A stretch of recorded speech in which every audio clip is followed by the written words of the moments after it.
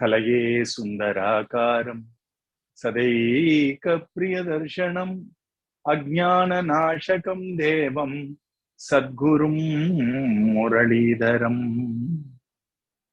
With the immense blessings of our beloved Guru Maharaj, we are all very fortunate to have this wonderful unbroken satsang regularly, discussing various topics of interest, starting from topics which are of aesthetic interest, rasa, to philosophy, to facts on our wonderful religion, which is Sanatana Dharma or Hinduism, and also wonderful discussions to stretch our, intellectual strength using some philosophical questions, etc. So, what I thought we'll just discuss today is, today being Sharad Purnami, there are two aspects of Rasa Leela which we need to understand. The first one is Bhagavan during this very wonderful full moon night took out his flute and then started playing the tunes of love for all those who were fit to receive his grace. The others are not forsaken. They are not fit yet, you see. Nobody is forsaken as per our Sanatana Dharma. It is a question of time. Are you ready now? Or do you want to stumble around, get a few, as they call us, University of Hard Knocks, as they call it, isn't it, of life. And then you come back and then come to Bhagavan. And so there are some ripe souls who are ready for tasting the highest state of wisdom and love, consciousness. And Bhagavan plays his flute first. Nishamya Geetam Tadananga Vardhanam Rajastriyaha Krishna Grihita Manasaha Yagaukalam Vamadrisham Manohar. So that very beautifully our Swamiji interprets that with the universal truth of spirituality, which is the first call comes from the divine. It is not we as normal souls who take the first step towards divinity. What it really means is the fact that you are in a satsang, the fact that you have at least a fleeting interest in, say, Bhagavatam or Ramayanam or Bhagavad Gita. At least once in a month we peep into satsang for whatever reason. All that is an indication that the call has come. The fact that you think beyond daily trifles is the sign that somehow the call has happened, you see. Otherwise, just imagine of the 12 or 14 billion people in this earth, how many can afford to think beyond daily trifles? Of course, nobody to be blamed. It is, that's how human race would be. Most of us, when I say us, I mean the human race, cannot afford to think beyond what do I do to fill my tummy, or what do I do to fulfill my desires? What do I do to ensure a good future for myself, my family, my kids, and all that? And to think beyond that itself is very rare, isn't it? And if some of us are talking about stuff which are not about the mundane world, when I say mundane world, I mean that which is very sensory, that which appeals only to the senses and to the mind and the intellect. The fact that we are given to ponder about something beyond the mind or the intellect itself is a sign. Nishamya Geetam Tadananga Vardhana. That's the call which pulls us towards something which is beyond the obvious, beyond the apparent, isn't it? And that's what is Krishna. That's why he's called Adokshaja, as I already told you. So here, the first word in Rasa Leela, as told by Shukamani, is a very significant word. You all know it starts in the 29th chapter of the 10th canto. Bhagavan Apitaratri Sharat Pulla Mallikaga. And there are 2-3 things. I'm not going to talk about rasa at all. I know, because to talk about rasa needs tremendous maturity. And to hear about rasa needs as much maturity. So I don't think I'm ready for that. But I'm just saying the very philosophy of rasa, the very first word of Rasa Leela is Bhagavan Api. And Api means even though he is Bhagavan, in spite of being Bhagavan, is what it really means. It also can mean and Bhagavan, Bhagavanum in Tamil. It also can mean Bhagavanaga Irupinum, even though he is Bhagavan. Bhagavanapi, Ta Ratri. Ratri is also very significant because in Bhagavad Gita, Bhagavan says, for the most of the human population, what is night becomes the day for people who are awake in consciousness, wisdom, and bhakti. So the way in which we look at the world is different from the way in which normal people would look at the world. For when I say normal people, people who are not in say any type of a spiritual path. For them, world is just material made of all these elements, and we have one chance at it, and make the most of it. Just enjoy, fulfill all your desires at any cost at times, and then you're done. But the way in which we see the world is, it's an expression of Bhagavan's compassion towards us, so that he gives us a chance to elevate ourselves to highest levels of divinity, to be one with Bhagavan himself. So that's how we think now. So the word night means, generally, night means people are completely shrouded in darkness outside and inside. When the mind is deep asleep and everything is darkness inside, isn't it? Whenever we have deep sleep and we wake up, what do we say? I had a very peaceful deep sleep. I don't know what happened. I have no idea. And when I woke up, it was all fresh, etc. So Bhagavan decides to show that there are some people who can be awake to the call. And even though he is Bhagavan, yet in spite of that being Bhagavan, which means he is complete in all respects, he has no wants, he has no needs, etc. Yet he seems to have a need, which even makes great Vedantis a little foggy. They are now saying, what does Bhagavan want? Bhagavan api. And that too in the middle of the night. Night for those who are drowned in ignorance. But it's not night for those who are like awake in love, awake in wisdom. Bhagavan wants the company of such people who are awakened in love and in wisdom. So in spite of him being Bhagavan, in spite of it being Taratri, in spite of it being the night, Bhagavan api Taratri. And it's a wonderful season. Sharat Utpulla Mallika. Bhagavan ensures that all the, the whole ambience around him was all blossoming beautifully, spreading fragrance of love. And beautiful flowers remind us of the divine love of Bhagavan. Pushpaha Sai Namaha, isn't it? Bhagavan smiles through the flowers, you see. So Bhagavan, in spite of being Bhagavan, in spite of having no unmet need, in spite of not having any wants at all, Purna Kaman, Apta Kaman, wanted the company of people who are blossomed, who have blossomed in love and wisdom. So that's why he calls them. That's how Rasam starts. Bhagavan api Taratri Sharatutpulla Mallika Viksharantum Manaschakre Yoga Maya Upashritaha. And Bhagavan especially prepares himself to bless all these wonderful spiritual souls, divine souls, who are awakened in love and wisdom. And the call of Bhagavan cannot be heard, obviously, by others at home. There were other people at home. There were, mamas and mommies and children. All those others could not hear Venugeetam. That Venugeetam could be heard only by those who had the special ear of emoting and connecting with Bhagavan.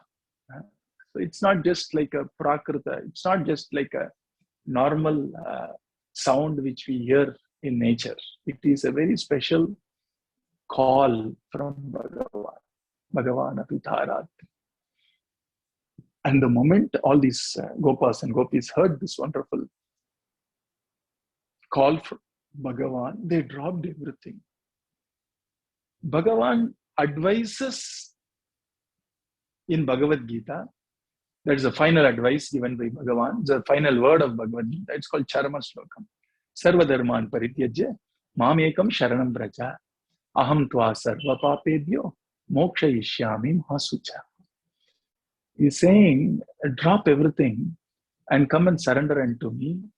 In case you are worried about some papa or punya, etc., don't worry. I will absolve you from all that and don't worry. That's what he advised.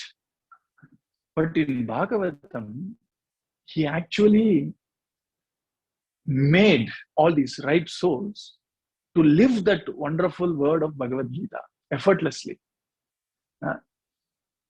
Effortlessly. So when the call from Bhagavan came in form of the flute, the music of the flute, they dropped everything and they came running towards Bhagavan. That's how the call works, you see. And three types of gopis came to Bhagavan. And what are those three types? There is a type, there were some gopis who were born for Bhagavan, like Lalita, Vishaka, and Rangadevi, and the rest of the Ashtasakis. Then there were some gopis who were unmarried, and there were some married gopis. What does it mean? Whether married or not doesn't matter. We are talking about, a very high level of spirituality. What it really entails is, there are some people who come down to this world just to relish the sweetness of divine love. There are some who come down because of earlier janmas of doing Krishna Bhakti, and the time has come where their expression of Krishna Prema is complete, you see. And then the married ladies are those who have been in other paths. Maybe they have been other bhaktas, they gone to other satsang, or maybe even been to other satsang of other gurus. And finally, they come to the satsang of a Purnam Brahma Sanatanam Krishna. Likewise, they come to a satsang of a Purna Samartha Guru. And it is a result of all these earlier struggles they had. And there will be a perpetual struggle. Do I worship Krishna alone, or do I also worship my old deity whom I thought was my Ishta Devata, etc. For those who are like married women in Rasa, that's the symbology. And then there are people right from birth, they knew nothing else but Satsanga, Krishna, etc. There are some people who knew no other guru. They just entered into a satsang, and there is our Guru Maharaj, and now they become very attached to satsang and to the Guru, obviously. And then they attain wisdom, consciousness, love, etc. Those are those unmarried young gopis. And then the gopis who are born for Krishna are those very divine set of devotees who descend along with the master to be with him. They may not even serve him. There is no need. Being there is serving. And they come on down with him and they go up with him or her. You see.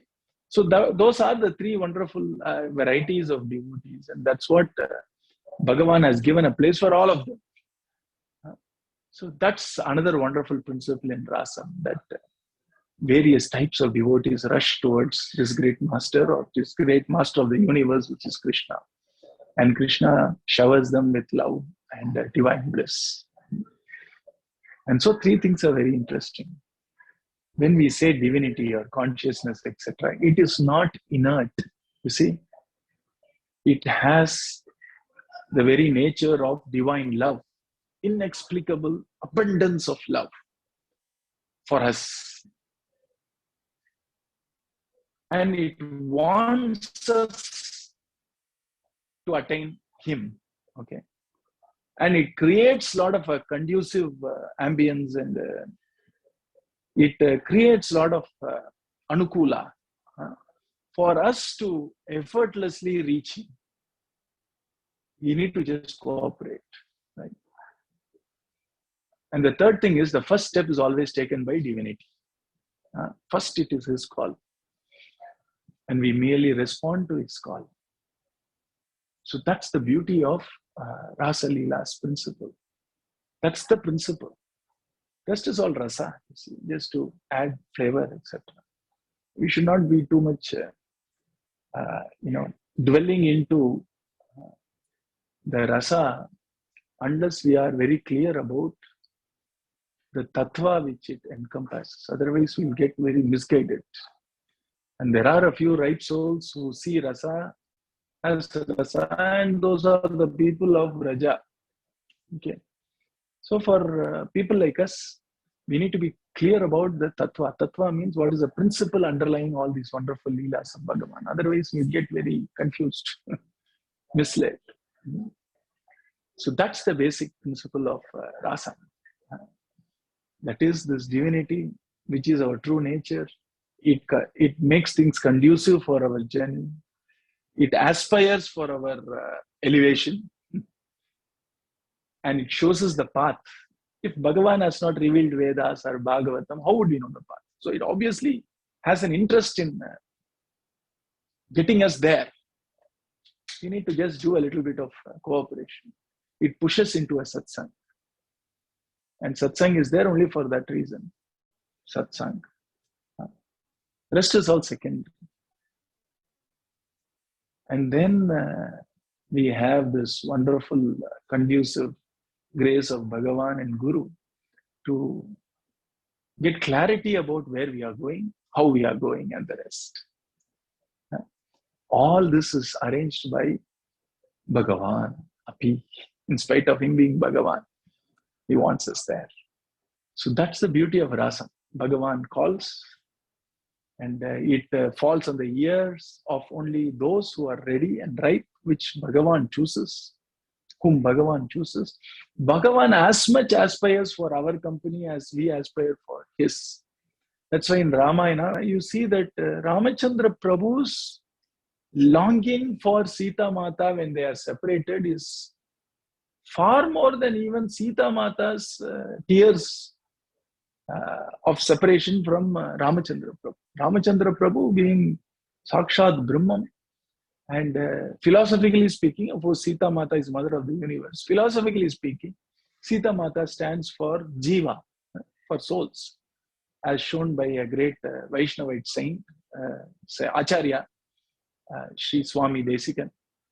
And Hanuman is the Guru. So, Ramayana shows how Ramachandra Prabhu pines for reunion with Sita Mata.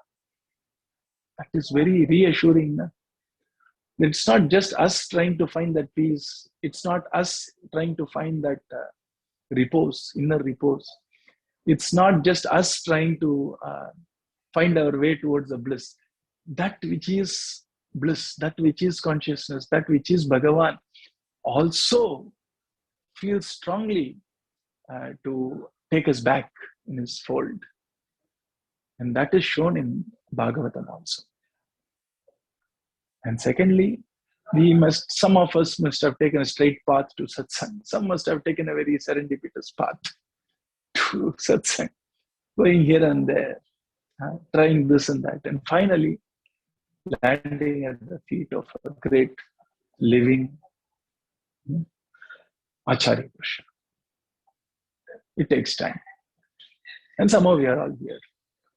That's also how gopis ran towards the source of that wonderful Venu Geetam, which is Bhagavan himself. So this is how we all have landed here. And our Swamiji also shows Sat Sampradayam, Bhagavata Sampradayam.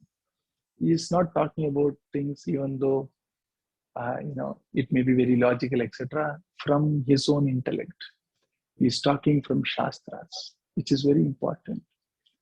Because what may work for one may not work for other. But if we follow the various paths shown by Shastras, there is a better chance of reaching the goal than otherwise. So that's the beauty of Rasam. And then tremendous bliss. Bhagavan wanted to show in the Rasam also, it is said that the gopis get this wonderful madam, pride of what a great fortune which has been bestowed upon. Saubhaga madam, the Lord of the universe, somehow we have attained. Bhagavan wanted even that tinge of pride to be absent, I guess. or rather Bhagavan wanted to complete their love by separation. And so Bhagavan disappeared. And the only way to attain Bhagavan is Kirtanam, Shravanam, Kirtanam, and Chintanam. Tanmanaskaha, Tad Alapaha, Tad Vicheshtitaha, Tadatmikaha, Tad Gunanyeva Gayanti, Atma Garani Sasmaru. And employing all those agencies given to us in form of voice, vak, speech, in form of our bodily movements, in form of our mental thought processes. All the gopis, tan manaskaha, tad alapaha, tad vicheshtitaha, tad atmikaha. Vicheshtitam is the various movements and the various actions of the body. With all these three wonderful agencies given to us, speech, bodily movements, and the mind, directed towards Bhagavan. And singing his divine names and remembering his grace. All these Gopika Geetam is purely Kripa Smarana. Kripa Smarana. And because of that Kripa Smarana, Bhagavan comes back. And then their love is complete. Their prema and their divine experience of wisdom, prema, everything is complete. And that's what Rasa Paurnami entails to all of us, that it is Bhagavan who has somehow collected us from various diverse backgrounds, diverse places, diverse times. See, some are young, some are old, some just have got into satsang, some have been in satsang for a long time.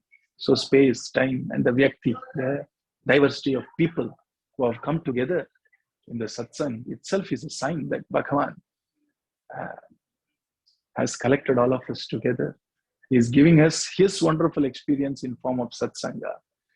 And he has come, or rather sent, or rather taken another form in form of a guru to guide us and also to bless us, so that our journey of this human life is complete with love, wisdom, and vairagya. Today being Sharad Paurnami,